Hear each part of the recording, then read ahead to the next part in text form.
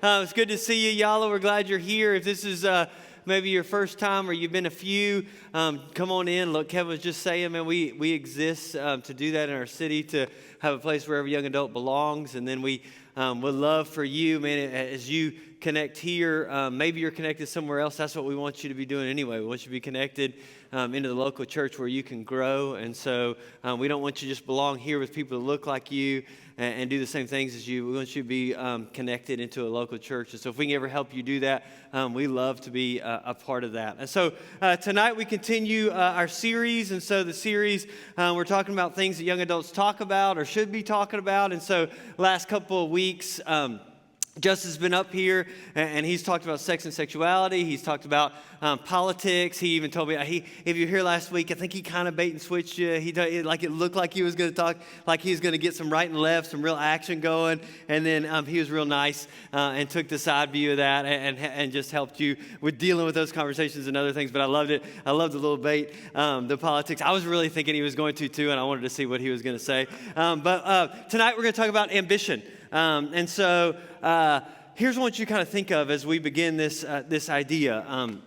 And so thinking through this, I thought we were going to be real quick through it. And now after I've kind of worked through and processed some things, is thinking about my own ambition, thinking about how that starts early or where that goes and what that leads to, maybe how you fight that today, whether or not you're one of those lazy folks or whether you're not one of those real go-getter and workers. I think this applies to all of us. Because I think for some of us that might be a little bit too lazy, we might need a little thrust into action. And for some of us that might be a little bit too busy, we might be going after some things that aren't where God will want us to go. Or we might be going after some things we might need a little bit better aim in this. And so I want to start this way. When you were a kid, did you want to be something?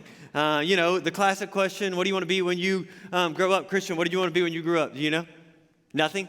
Soccer player, I love it. Yeah, I should have guessed that. Channing, what did you want to be?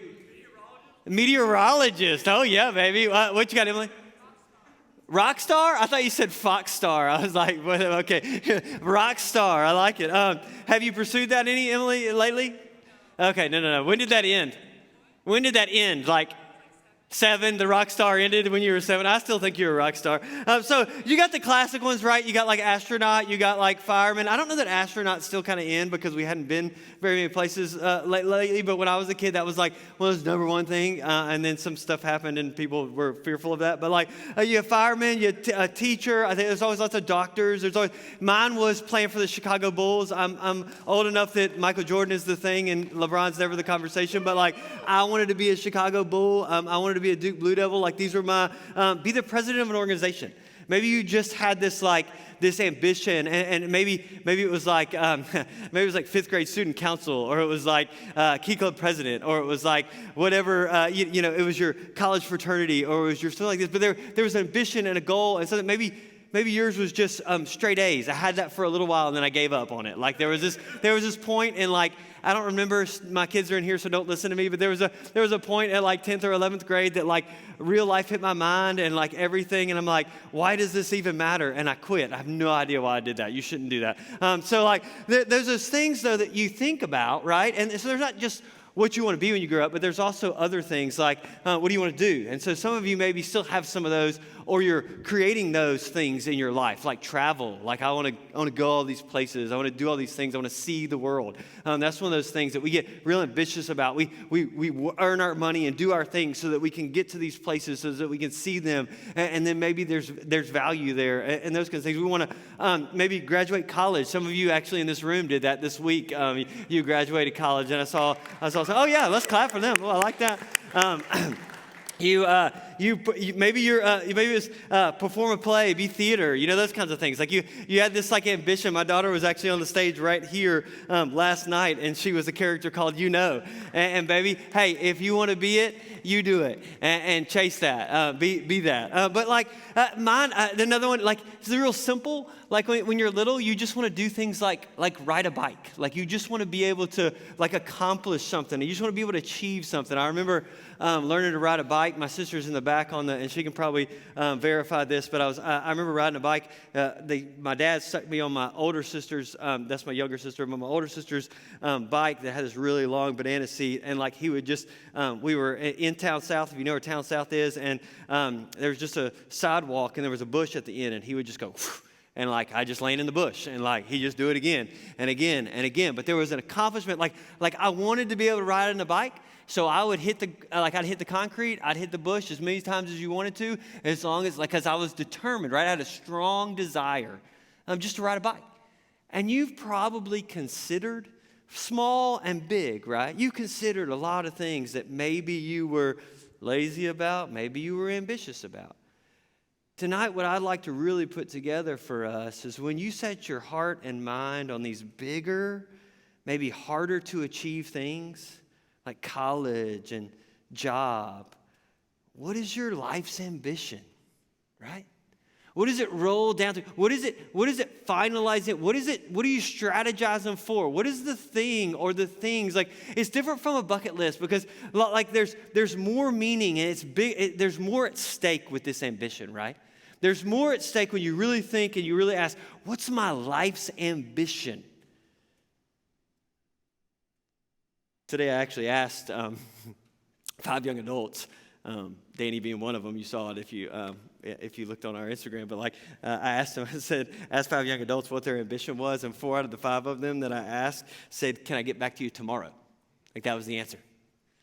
And you probably go, "You're not laughing?" So I'm thinking that was your answer too, right? So it's like, we don't know. Like, what is that supposed to be? And maybe you've clarified that in moments, and maybe that's still a little fishy, or maybe you're moving through another stage or season of life and you're maybe redefining that in some ways. But I hope tonight that as we talk about this, and maybe we look a little bit at what Paul has to say about this, because he actually talks about it a whole lot. But that you'll see that God, the Bible, Paul, Christianity has a very clear place that we find our motivation, our goal, our intent with the next day, what we're going to do. This good working definition of ambition, I love the word zeal. So if you walk out of this room tonight and you can just, not like zealous and like over like, this guy's an idiot, but like zeal that like this guy's running and gunning and you can't stop and let's go because he's filled with something. Hope for you that that's going to be the Spirit of God. But this zeal to build something or like become something, this ambition that's not just about what you're going to accomplish today. It's not just about maybe the task at hand at the job that you do. It's not just about getting that tassel over to the other side, right? There's this ambition out there that may still be hard for you to grab as a young adult. I spent my 20s, most of them, trying to really figure out what that looks like. I definitely spent my college years going, God, this is yours, not mine. This is yours, not mine. This is yours, not mine. Trying to talk myself into that idea. Ambition is deep. It's determination and hard work. Like that get up and go. Like, Christian, you didn't get up and go to make a soccer team today, did you? And I've known Christian most of his life. And so like for years, I think you did get up and go to make us, right? And I did the same thing with other things like sports and school and whatever else. And then when you get to this place in your young adult years and you really kind of reconsider, what did I do and what am I going to do? Ambition plays a real big part in that. Because it's going to be when I figure out what that purpose and that drive and that motivation and that longing, those aspirations that I'm chasing, the goals and the intent and the plan and the vocation and the calling and the aim. Man, what if I don't get that right? What if I mess that up? Do I get to start over? Do I get to try again? Man, I was looking at I think it was today, and the quote goes like this. It's just giving some parenting help, and they're talking about purpose and things like that. And I just thought it was kind of clever to think about. And it says this. It says somebody has laid the groundwork. As young as elementary school, you've likely been asked, what do you want to be when you grow up? You may have had conversations about your family values, and you've picked up principles over the years, and now you're a young adult who may be on the path to finding their purpose in life, and they may feel completely lost. You may feel unsure about what to do. because finding purpose can be a lifelong endeavor, something you may still be working through yourself. I kind of read that. I kind of agree with it a little bit. And then I kind of, in some ways, I was like, really? Is it that hard to figure out? I mean, like, is that hard to find? I mean, and then this other lady, Jane Horwitz, said this, a career coach for young adults. She says, she has found that it's unrealistic to expect young people to know what their passion is. I thought that was one of the dumbest statements I've ever heard. They don't have enough experience yet to really figure it out. The idea of finding their passion puts too much pressure on them. Now let me lighten that up a little bit. It's okay if you don't know. But I don't want you to leave tonight without knowing. It's okay you walked in this room and you're struggling with those things and you're in this young adult place where you're going, man, I don't know. There's pressures and struggles and things and I don't really know why I'm waking up tomorrow. I really can't still see the future. I don't know necessarily what the end is. I don't know that I'm playing the game the right way that's called life. And that's okay. But I don't want you to leave tonight not knowing, because God makes this crystal clear to his followers. He makes it crystal clear what our ambitions should be. So the questions we might be asking are some of these. How do you want to contribute to the world? That's tough. Especially maybe if you don't think you are yet, right? In what area do you want to make a difference? Who do you care about impacting? What is most important? Making a lot of money? Loving what you're doing? Or having a lot of time to spend with your family or friends? What are your long-term and short-term career goals? Man, if you're asking that question today, you're too dull. Let's do something else, right? No, you're asking it. Why? Because you want to know. You want something to count. You want it to matter. What do I do when I grow up, right? What do I do when I grow up? Well, where are you, right? You grew up. You're in a young adult group. You're standing in here. You're in your 20s. You're in your 30s. And what do? It's no longer what I want to do later. But what will I do now because of what God has done? It's no longer what I'm going to do later. No longer I'm putting together all this work in order to make these grades, in order to get this job, in order to do these things. Maybe still you're thinking through some of those, depending on your stage. But guys, you grew up over time into this place that you're a young adult, and God says this to you. It's now. Come on. Paul's story in 1 Corinthians has been having some discussion about freedom. And I think in your early 20s, you get some of the most freedom that you ever get in your life. You got money that you used to never have, even in your college years. You do start to get things like mortgages and car notes and insurance that aren't really too fun, right? But like you get freedoms that like you get to make a lot of those decisions, plans, what you'll chase after and what you'll do. And these discussions a lot in 8 and 9 and some places, and Paul likes to have these conversations about the liberties and about what we get inside of Christianity. And he's really talking more to a group of people. But as he's discussing freedom, Paul's ambition is very clearly attached to his Christianity. His drive, his strong desire to do things has a flip in its switch, right? It goes from, if you know his story, he has this place where he meets Jesus. And when he meets Jesus before that, it's wild. I can simply say that like he's willing to go to the end and kill people for it. But afterwards, he's willing to actually die himself for this thing that he believes in. And when I think about my own ambitions, I remember the ones before Jesus or before a call or before I really knew the aim and the target that the Bible would have for me. And man, I was willing to do a lot of stuff. But when it came down to me, I was not willing to sacrifice in the way that I believe that Paul shows and I believe that the text would push us towards as following Jesus. And for some of you, as you listen to this text tonight, you'll see that some of you are not here and you have not heard about Jesus and you do not believe. And this text is going to be foreign and a little bit backwards. It's not going to make a lot of sense. But since Paul does believe, Paul claims to be a Christian. He's writing. He's talking about his apostleship, like him being near, seeing Jesus, seeing him do things. what you see is he has a purpose worth living for that you get to see him write about over and over. And so two of my favorite places to hang out in Scripture is one, you've heard me probably before talk about Ecclesiastes. And the second one is in Paul's life, time and time again, where he goes, this is what it's all about. This is the goal. Wake up to this and you'll be on the right path. Follow me as I follow Christ. To live as Christ and to die as gain. All these other things I consider rubbish. Like he's got this thing painted out where I could just, like when it's real clear and easy for us to see. He's willing to forfeit his rights, like these freedoms, this liberty. He's willing to forfeit these rights in order to advance the gospel and his mission for God. So what do you do when you're freed from bondage? Maybe you are sitting in here tonight and you go, man, I sang those songs, All Hail King Jesus. Justin, I'm not going to sing it anymore, I don't think. I told him just a minute ago, I'm going to sing All Hail King Jesus, get ready at the end of this thing. But I don't think I am now. Sing it in your mind now. All hail King Jesus. I don't know any more words to the song. I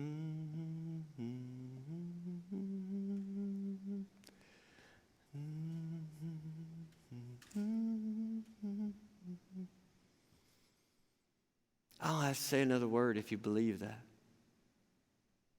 Because ambition rises up inside where the Spirit moves and invades and transforms and compels you in a way. All hail King Jesus. Paul says this in Romans 15:20. And thus I aspired, made it my ambition to preach the gospel, not where Christ was already named. Why? Why does he say something like that?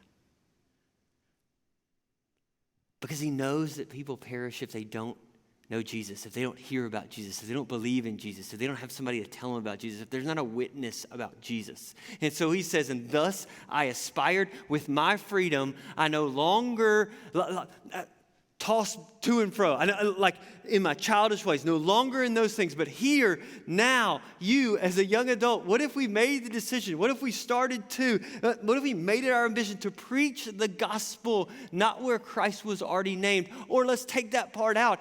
Let's preach the gospel everywhere we go. Let's preach the gospel to the ends of the earth. Let's preach the gospel. Let's be a witness to what Jesus has done. And to wake up and to go to sleep on that.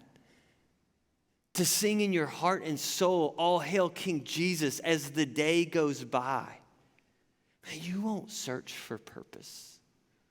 You won't have to find motivation. You won't be looking for the target any longer. He is sure. It's what he's going to do tomorrow. It's what he's going to do now. He does not need to be motivated because he's witnessed the glory of God. And I'm going to talk back to you again if you don't know Jesus in this room. Have you ever seen the glory of God? I know that could be abstract. I know that could be way outside of that thinking, but there are some people in here who would testify to you that there is one who has come and he has revealed himself as the Son of God.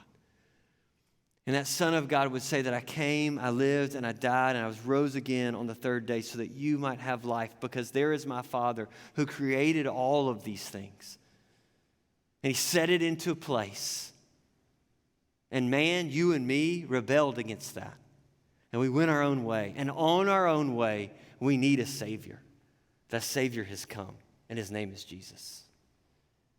Paul witnessed this glory, and from that witness, his ambition was complete. He knew the next steps. 1 Corinthians, we're going to walk through it, says this, starting in verse 19. For though I am free from all men, I have made myself a slave to all so that I may win more. To the Jews I became a Jew so that I might win Jews. To those who are under the law, as under the law through not being myself under the law, so that I might win those who are under the law. To those who are without the law, as without the law, though not being without the law of God, but under the law of Christ, so that I might win those who are without the law. To the weak I became weak, that I might win the weak. I have become all things to all men, so that by all means save some. I do all things for the sake of the gospel, so that I may become a fellow partaker of it. Do you not know that those who run in a race all run, but only one receives the prize? Run in such a way that you may win. Run in such a way that you may win. Everyone who competes in the games exercises self-control in all things. They then do it to receive a perishable wreath. But we, he's talking to a Christian, an imperishable. Therefore, I run in such a way as not without aim.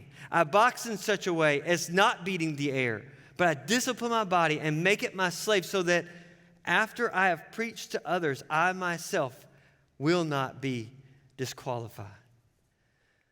19 is an aim that I don't want you to walk out of here without. If you know Jesus, it is that I may win more. That I may win more. See, what he does is in 20, he's talking about the Jews. In 21, he's talking about the Gentiles. In 22, he's talking about the weak. He's careful with this liberty, so he's not crazy. You can look back in chapter 8 and see how he's careful with these. He's not crazy in his zeal. He's active in his zeal. There are all types of lost people and people who don't know Jesus and people who will be eternally separated from God. Some are indifferent but need Jesus. So he's got this Jew and he's got this Gentile and he's got these that are indifferent. And in 23 he says, I want to share in the blessing.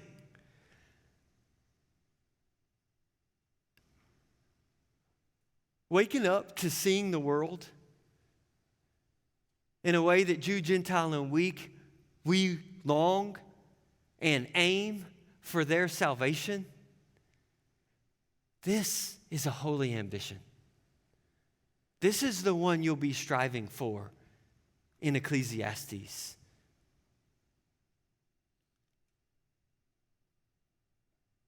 "24. Do you not know that those who run in a race all run, but only one receives the prize?" Run to win. It's an all-out effort. I think one of the saddest things, I've been in the church a long time.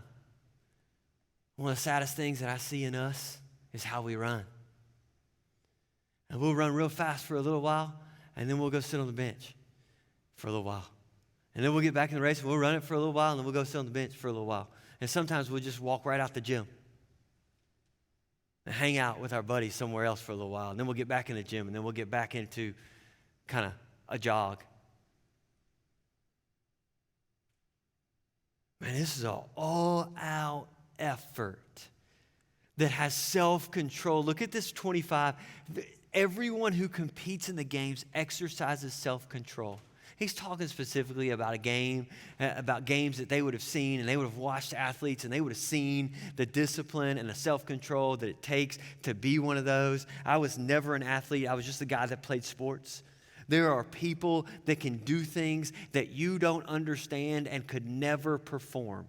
One of those is like a 45-inch vertical. There's only a few people that got those kind of things. But they had to, but the way in which they self-discipline and work their body, I think Jared Smith might have one of those by now. But like that dude, like there are these things that like you don't just come about. Like you just don't become. This walk with Jesus, this life on earth lived as a Christian, has an aim and a target and a discipline that will fuel your ambition. If you'll let it.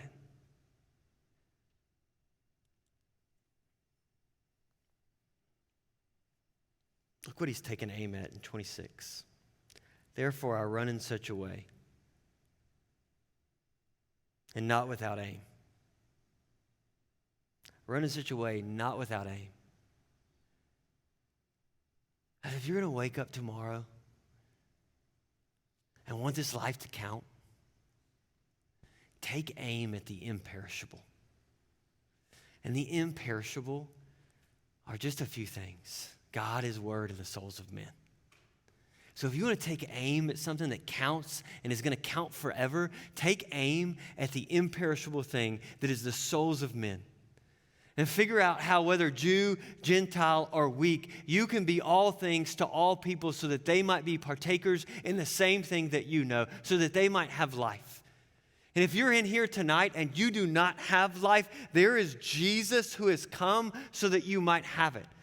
And you're going to need more information and more conversation about that, I'm sure, or you now understand by the Spirit of God that you have been in sin. And He is calling you out to Himself. So come on. Take aim at the imperishable. The last is just kind of in summary. It says, but I discipline my body and make it in my slave, so that after I have preached to others, I myself will not be disqualified.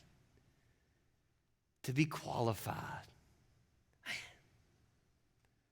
To be qualified, to walk in a manner worthy of Christ, to carry this torch, right? Instead of trying, maybe for us, like ambition, maybe you walk this room thinking it this way. Ambition, you could see somebody else self-conceited, self-absorbed, and trying to get to the top of the ladder, and you're like, oh, no, that's not me. But if you really look at your life, you might consider some of the things you're chasing and going, ooh, that it might be me. But here, to walk in a manner worthy of Christ, that this torch would be one that you stood as a guide, showing the light for others to be able to meet and see Jesus, the goodness and glory of God. We run with aim to hit a target. We deny sin, we deny self, we deny the way of this world so that we might win some. What a glorious thing to wake up and do tomorrow. What a glorious thing. So let's think through this before I'm done. What do you esteem and honor? Think about our own ambitions. Is it becoming a doctor? Is it making $150,000 a year? I might have gone a little high with that. Is it fame? I know you might not necessarily want to be famous in the world, but others to like us?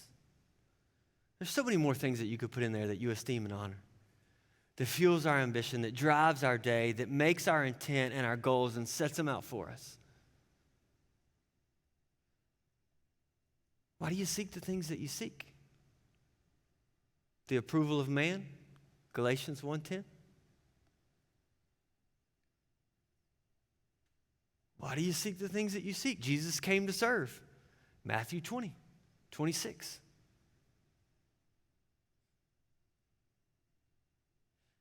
He told us to seek first the kingdom. Matthew 6:33. So if we're struggling, like if we're struggling to wake up or we're struggling in the day to have a quiet time, then it's going to be tough to be ambitious for the glory of God. It just is. If you're not seeking the kingdom, you're not seeking the king. We're going to glory in other things. And then you think about things imperishable and imperishable. One of them just burns up.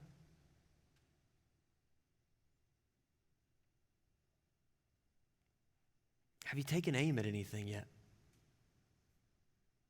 We've had this life and we've had all these questions and you've been able to say, what am I going to be when I grow up? And you've been able to say, well, I got to there. Did it fill? I got to there. Did it work? I got to there. Oh, there's more to get to. You got all those questions. And I know you're right in the middle of some of those, trying to define some of those things. Identity may be solid, it may be real shaky, but have you taken aim at anything? Let's take aim so we don't miss. Ambition can quickly lose its aim if you're not focused on what God's plan and purpose for you to be a witness to his work in his way. It can quickly lose its aim. In that same article that I was reading you earlier that I totally kind of was like, this is just wild and wacky, I got the same thing that I thought was pretty good, actually. And you can't apply the whole thing to Christianity, obviously, because like you are great at it really just kind of is not how we're built. But like, watch this thing. It's purpose. You love it. The world needs it. You're paid for it. You're great at it. Look how it works its way to the middle, right? Look how it works its way to the middle. What's missing? God's not in the middle, right? It's not in the middle.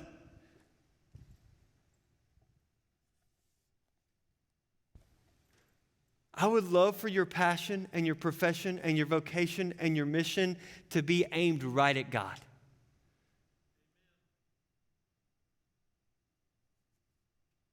Because I long for you to be a partaker in the good gospel. And maybe you're close, and maybe you are, and maybe you have the want to. The last question is, what guides your goals and plans? What guides your goals and plans? And one of the things that this culture does for us is it gives us a lot of seasons and a lot of opportunities. It gives us a lot of next stages and just you can live your life going from 1 to 2 to 3 to 4 to 5 to 6 to 7 without any priority in your life. Somebody just rolled it out there for you. This is what's next, I do it. Let's live by priority and not by the season. Real ambition has a priority that when you wake up, you run in a way so that others meet and see this Jesus that Paul would testify to. You live by identity and by convictions given by God. This is a holy ambition. So let's run. You don't need to wait on me. You don't need another message. You need God's word. You need God's spirit. That's what you need. You're probably going to be faster than me. I'm not that fast anymore. Run. Run. Don't do what everybody else is doing. Don't run away. Run with, run for, run at that target that we're aiming at. Run. Don't wait on next Sunday, next Monday. Next time you got Bible study, run.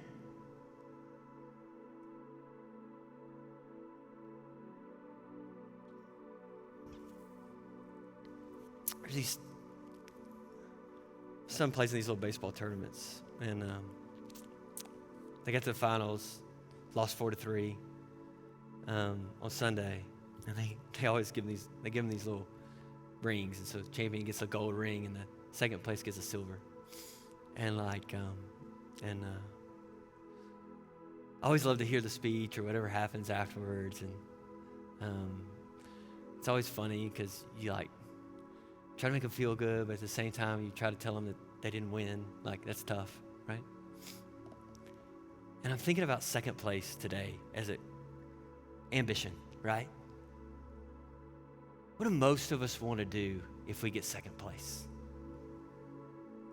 Freaking get first place, right? Next time you go to a tournament, let's get first. Let's go, come on. If you're going to get this ambition thing right, as a holy one, Christianity is a battle to be last and to be used and to serve. So we're probably going to have to switch. God's probably going to have to do some work in us before we wake up and do this. All the time, every day, faithful. Let me let you in on a secret. tomorrow I'm going to have to fight the same battle you fight. It's going to be one that says, God, I want to serve you with all I got. I need your help. Can we do this today? Let's go after what you want to go after, not what I want to go after. I'm going to meet you here. May your word inspire and encourage me so that I might give life away to somebody else. And if you agree and believe that, let's run. You were created for that. You were created to worship your God, the God that created you.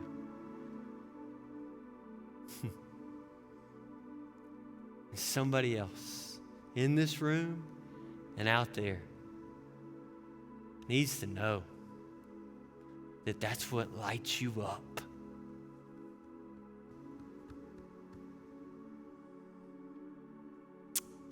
Father, in this room, would you still our hearts? Increase our passion. Lock us into the target, the souls of men.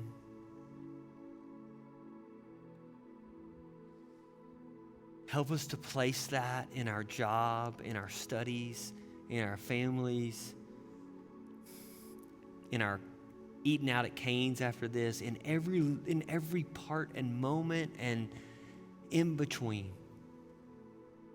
Wake those in this room up tomorrow with new ideas and, God, deeper thoughts, a bigger picture of you,